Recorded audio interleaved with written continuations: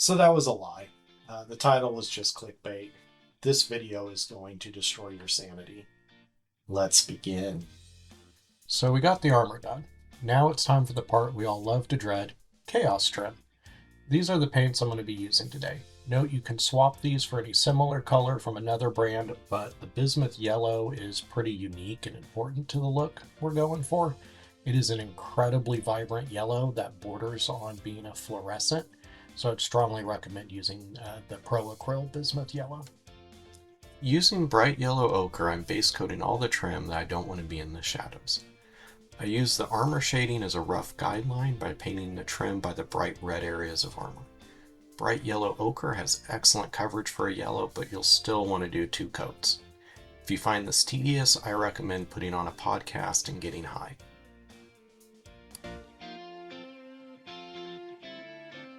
So at this point, I realized I could use the video clips I'm recording to determine exactly how long it's taking me to paint this trim.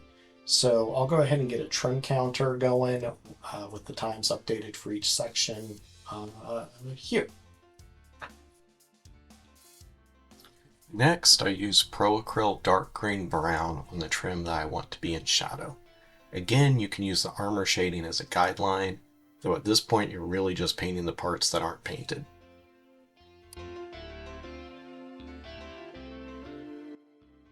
Now I'm taking the bismuth yellow and painting over both the light and dark trim.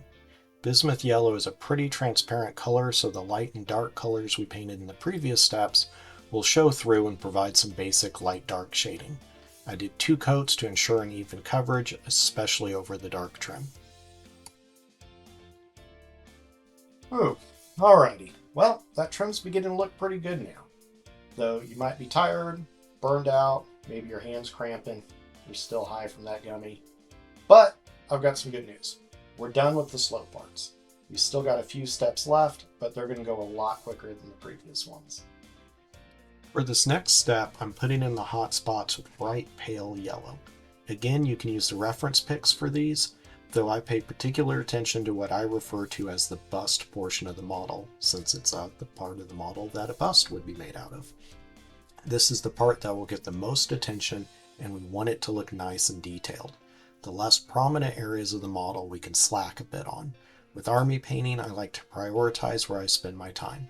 Cutting corners here and there can save me a lot of time and still result in an above average tabletop paint job.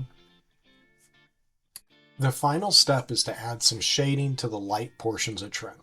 I'm using transparent orange thinned down about 50% with water.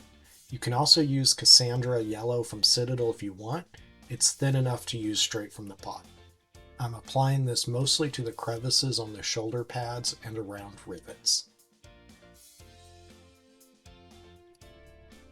And the trim is done, which looking at the counter, looks like took about 5 hours and 9 minutes, which comes out to be about 39 minutes per minute.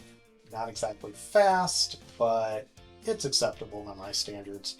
This is by far the most time-consuming part of the painting process. It does beg the question for you guys, what do you consider an acceptable amount of time to spend painting a mini?